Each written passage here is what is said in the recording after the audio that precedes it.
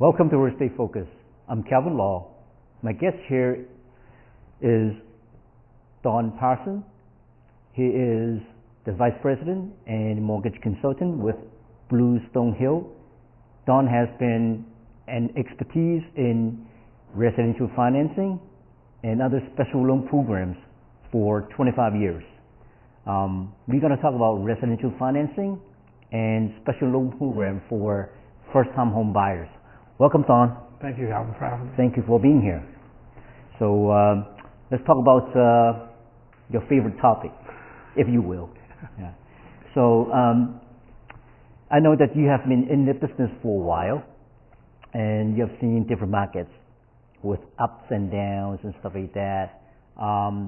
As of right now, where the market is going, what do you see where the market is going right now in terms of financing and the trend and stuff like that?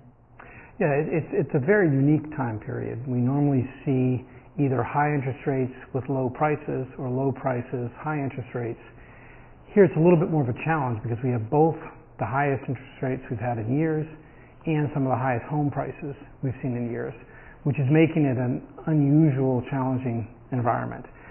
Many people who we were, let's say, doing a pre-approval for a year and a half ago, who could have bought a house for $350,000, well, now they can only qualify for a house for $250,000. Well, in the same time period, that same house has gone up to $400,000. So it's creating a unique dynamic, and most of this is caused by a combination of limited inventory, where people just aren't willing to sell right now. They either like their interest rate, like where they're living, combined with the Fed raising the rates over the last year and a half, which we've all heard about in the news. So you've got those two things combined to make it a uniquely challenging time, to say the least. Right, plus the cost of inflation, right, with everything, yes, including the labors and also the materials and stuff like that. So that's why the cost of a house or properties is and are so expensive to buy. Right. So make sure, especially first-time home buyers, they have to plan accordingly and also budget. Make sure that they have the wealth and the money, to own a property. So is this still a good time for first-time home buyers to buy? And if so, what are the first steps for them to buy? That's a great question. We deal with this all the time. People saying we're just going to wait. We're going to wait. The benefit of what's happening right now is the market recognizes the fact that it is a challenge for first-time home buyers, and by that I mean the lending world. Fannie Mae, Freddie Mac, Mass Housing have come out with special programs to help assist first-time home buyers. There's down payment assistance programs where you can get money to help you with the down payment. There's reduced rates for reduced income qualifications, and that's income limits are set by town. So exploring some of these special programs that have kind of become more available now because of this, it's a good opportunity to explore that. There's never a perfect time to buy. It's usually a case-by-case situation. What we try to do is, instead of focusing on the purchase price, is focus more on what the payment's going to be and make sure that the payment is comfortable with the budget of the first-time home buyer. So it doesn't matter necessarily how much you qualify with the prices, it's what are they writing the check for every single month. And that's, if you can get the combination of down payment and you can get the combination of maybe a lower rate because of credit score or some other positive things, the opportunities are still there, yes. So I know that you teach first-time home buyer classes, and especially mass housing. What are the benefits? The benefit, masshousing.org is again, it's a nonprofit, state-run, bonded program that allows for a multitude of free or low-fee first-time home buyer classes. And once you go through these classes, not only are you going to get the benefit of the education, but you're also going to be in a situation where you qualify for some extra programs. So it's a great place to start. Different lenders and different banks offer different programs. So when you go to a mass housing program, they're going to teach about mass housing programs. So you may want to explore some others, but at least you get a good foundation. We often see people spending more time researching what kind of cell phone they want to get versus what kind of a mortgage in a house, which is kind of crazy considering what the payment difference is. So I think using these classes, especially in person or face to face, is so much more valuable than trying to do research online, because it's very confusing and you don't know what the bias is coming from. You don't know what they're trying to steer you, what information that is. Each person's situation is unique, and that's what first-time home buyer situation will look at. It's what is your income, what is your credit, what is your down payment, and let's help find a program that meets your needs as well as opportunities, instead of something that's generic, that may be for multiple different people, but you may not even fall into that category. So that's the benefit of first-time home buyer classing and training. Yeah, that's a good point, because I always encourage either prospective buyers or first-time home buyers to talk to professionals in person. And well, they don't have to meet, right? Just pick up the phone and just talk to the person, and that way they can learn more in terms of information-wise and education as well. So yeah, so basically it's about due diligence, right? And also educating yourself before you get your feet wet. Now I know that the Feds have been raising rates, a few times already, right? So it could be bad for first-time home buyers, or maybe good. Who knows? There's no crystal ball, right? So in terms of the rates at all-time high right now, that's what you just mentioned. Is this still a good time to buy and refinance? So when we talk about rates and all-time high, what it means is they're only all-time high since 2001. What people have forgotten is if you go back farther in time, the average 30-year fixed-rate mortgage over the last 25 years has been over 8%.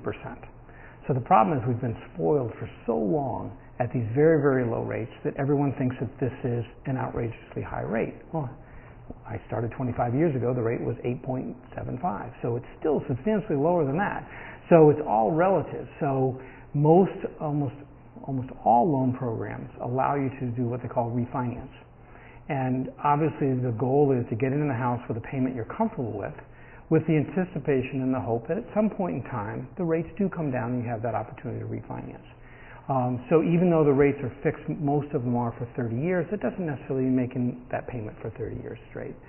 So if you're getting into the market, realize you want to look for the house is more important than the actual rate, because you want to make sure you're looking at a property, and this is where a good realtor is critical in this process, that is going to have the best chance of appreciating value. Because what you don't want to do is buy a house that is the most expensive one, and then you don't get that benefit of the value going up. You can always refinance, but you can't always resell the same house. So I always say, focus more on the specific property, deal with the payment that you're comfortable with, and then we'll look for opportunity in the future if it arises. And not only that, you may be in a situation where at that point in time you want to take some money out to do some improvements in the house or whatever. So there's multiple reasons for things to change down the road, but you don't want to keep moving every year because you don't like the house. No, you don't want to be moving every year. It's gonna cost you more. Yeah, no doubt. And that's why I encourage all buyers. I mean, buy only what you can afford, right?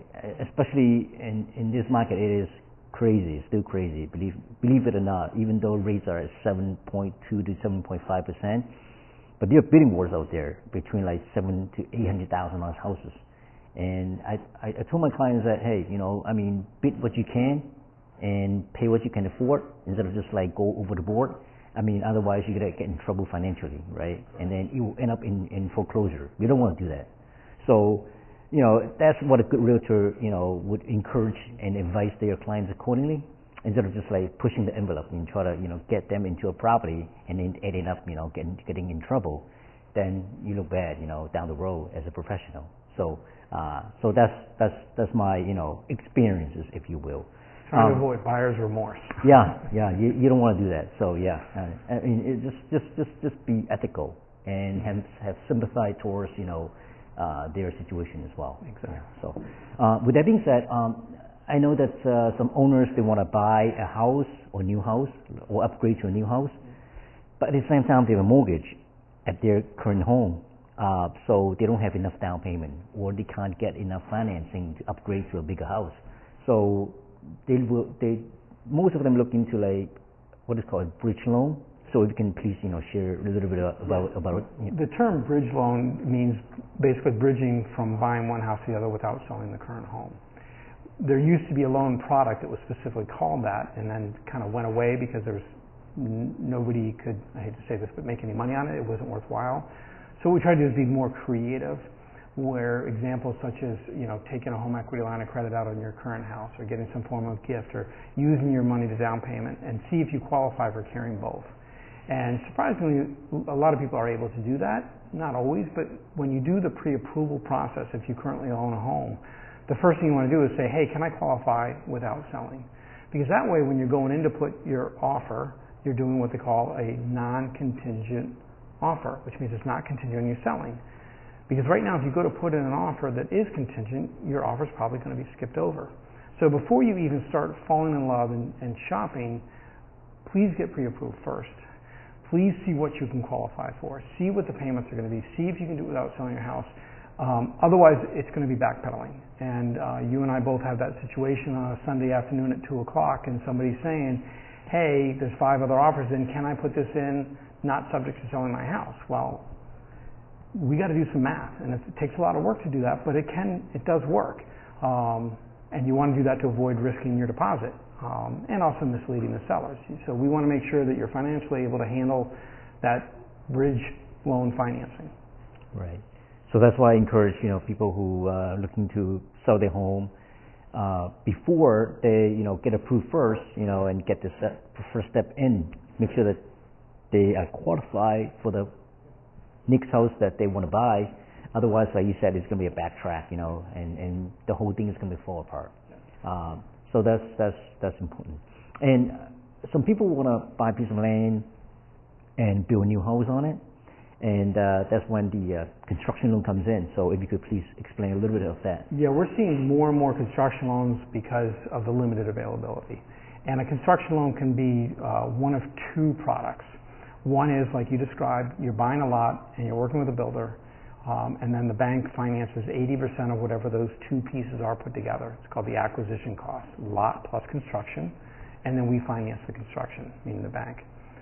Or a lot of times there's a situation where like, hey, we want to buy the house, but we need to do some work on it. So they could buy the house and then do the construction loan, says, oh, we want to finish the basement, or we want to do an addition, or we want to finish the second floor. So it doesn't have to be a lot plus a build. It can be a home plus expansion. So if people are having trouble finding that perfect house, they can look and say, hey, you know what? This house would be perfect, but we need some extra money to make it happen. And then that's just a different type of construction loan. But they both are fantastic products, and they work really, really well right now, especially because the conditions of properties, the limited properties. Lots are also tough to find, but they are out there. Mm-hmm. The next question is, what is PMI? So back in the 80s, people were putting down less than 20% when they bought a house, and the values crashed down below that point of what they originally paid for the house, and people ended up just walking on their homes because they owed more than they were worth. So the federal government stepped in and said, hey, we've got to do something to protect the industry, because it put out hundreds of savings and loan banks, mortgage companies, just put them out of business. So they said, we're going to create a special insurance, and it's managed by the federal government, but it's through multiple different companies, and it's called PMI, Private Mortgage Insurance. So if you're putting down less than 20%, it's an extra payment you pay every month until you get to that 20% equity that simply protects the transaction, the lenders, the servicers, the homeowners, just in case something goes wrong. It's depending on the credit score, better credit score, the lower payment. More challenged credit score, the higher payment. So it's a risk-based product, which makes it tougher to figure out how much it's going to be. It's also different by town and specific. So again, when you go to look at buying a house, if you're putting down less than 20%, you don't want to just look at the mortgage calculator on the website. You want to find out what would the rate of payment be for my specific situation, so that there's no kind of misinterpretation of what you think the payment's going to be, and then you find out too late. So the best down payment is 20% or more to avoid a PMI. To avoid the PMI, yes. However, if you're in a good situation with credit and income, it's not that big of a difference. I'd rather people have money in their savings account in case something goes wrong versus cleaning everything out to get to that 20%. And quite often it's not a big payment difference, but it gives people a cushion just in case. Right, that's good to know.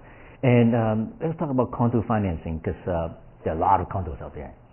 And I'm sure that you have a lot of guidelines for lending situations.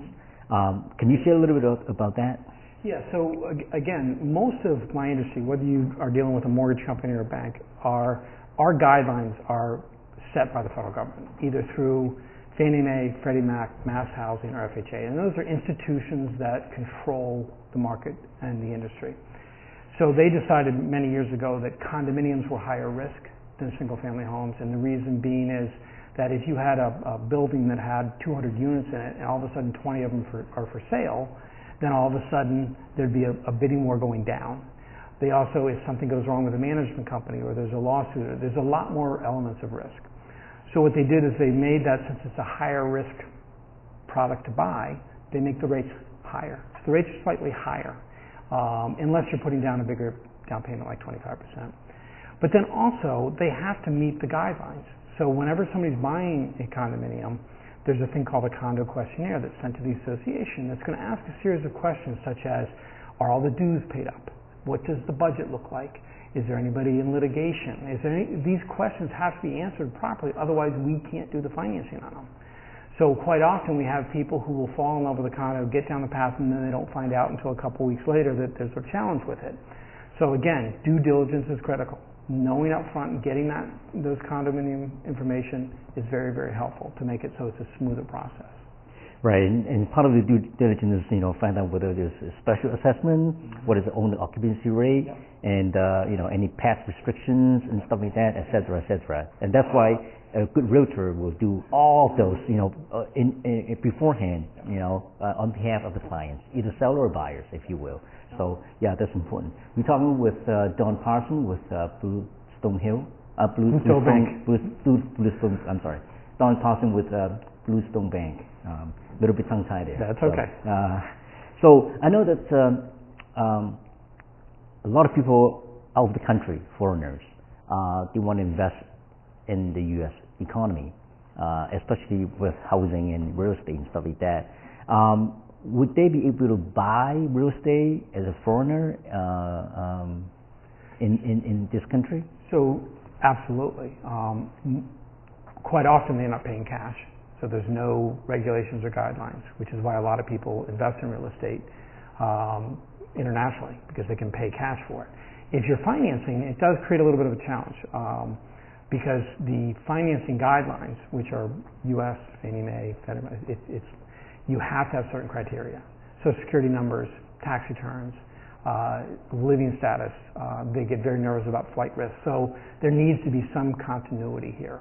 Money can come from abroad, but it has to be tracked legally funds. It can't just be, this money just showed up in my account. So yes, you can do it.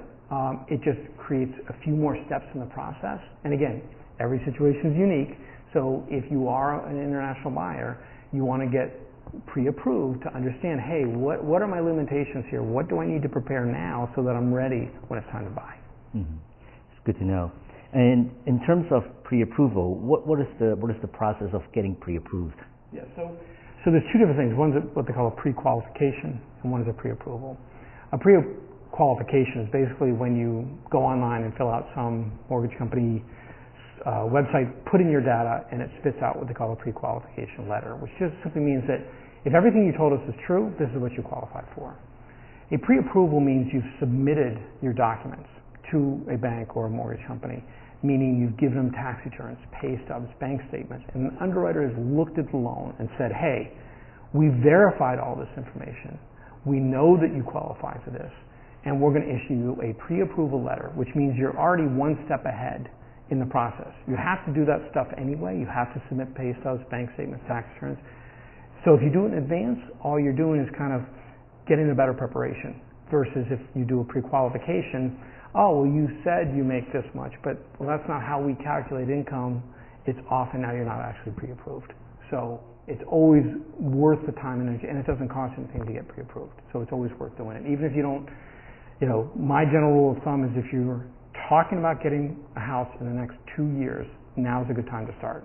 Because if there's some surprise in your credit report, that can take a year and a half to clean up. If you think that you're getting money from a different source, like a gift or whatever, you need to know the rules and guidelines. The sooner we can address that and get you on the right path, the better off you are. Especially people with cash or give money and stuff like that. It takes time to get those transferred into the bank accounts. Seasoned properly. At least, 2 months, right? Yes. Yep, that's right. So it takes time. Yes. It takes maybe 6 months to a year, right, to do all those. So that's why planning ahead is important. Correct. Yeah. And the last question is that what is a commitment? So what happens is there's kind of 4 steps in buying a house. You do the pre-approval, and that goes with the offer. So when you're putting in an offer to buy a house, you give them a pre-approval, you give them a specific terms of what your offer is, what's the price, when you're going to close, how much your down payment's going to be. So that's kind of what we call the initial phase, pre-approval with an offer letter. 2 weeks later, you're going to do what they call a purchase and sale agreement, and that's a more substantial document. That's 20 to 30 pages of legality stuff that deals with this. It's your giving a bigger deposit, you're moving to the next step. The next thing is what we call a mortgage commitment date, and that's usually a couple weeks after that date. And that means that the lender or the bank has now signed off on everything. The appraisal is done, the condo questionnaire is done, the title work is done, the borrower's provided all the information, and we're ready to close. That's what we call the final mortgage commitment. And that's usually, like I said, a couple weeks after the P&S or a week or so before the actual closing. Because you don't want to be scrambling last minute. Obviously, the sooner you get that commitment, that means we're all done, we don't need anything else, the better off you are. So there are 2 types of commitments, right? One is called conditional, and then one is called final, Yep. which is with clear to close? Yes, well, clear to close is varies by bank and lender. Once we're ready to send out what they call a closing disclosure, usually everything is in place. Now, we still are required to verify they're still employed 3 days before the closing, so you can't really have a clear to close until you make sure. And we have had people, unfortunately, who have lost their jobs from the time they started the process to the time they go to the closing, and you can't close if you don't have a job. So technically, the final piece is usually about 3 days before the closing, which is that final verification of employment. But everything else should be done 7 days before the closing, which is kind of the final commitment. So what if people, they do it unconsciously or consciously? I mean, what if during the loan process and they go out and buy a car? They can be denied the loan. They can be denied. And they could lose their deposit. And we've had that too. We've had people where, hey, I'm closing, I'm going to go to Best Buy, Jordan's Furniture, go buy all this stuff. Oops, wait a minute, now we have to add those payments, and guess what? Now you're denied. And yes, that has happened. So that direct their score down. Yes, do not. And affect their income as well. Exactly. The debt ratio. Yeah. So all of a sudden, if you could barely qualify for the house and you add $500 worth of payments, you don't qualify anymore. Right. You've now created quite a problem. I see. So sit tight. Sit tight. Don't do anything yet. Exactly. And then after you buy the house, you can buy whatever you want. Please don't. But Not yet, right? I don't want the phone call in 6 months saying I can't afford the house anymore. Oh, no, that's right, yeah. Buying furniture. That's right. Hey, people out there like that, Yes. So, so it's human nature. Yes. Yeah, so this is what I keep saying, and we talk about whether this is a good time to buy. I think, no matter what the economy is, no matter what time it is still a good time to buy. Just buy and wait. Don't wait to buy, right? So that's the best philosophy for buyers out there. Yeah. So, well, Don, I want to thank you so much for being here and for sharing your insightful information with the consumers. So thank you. I appreciate the opportunity. Thank you. This was a lot of fun. Yeah, I'd love to have you back in the future. Yeah. So thank you so much. Yeah. Well, that's it, folks. I hope the information that Don just shared is helpful, and I hope to see you next time. Thank you for watching.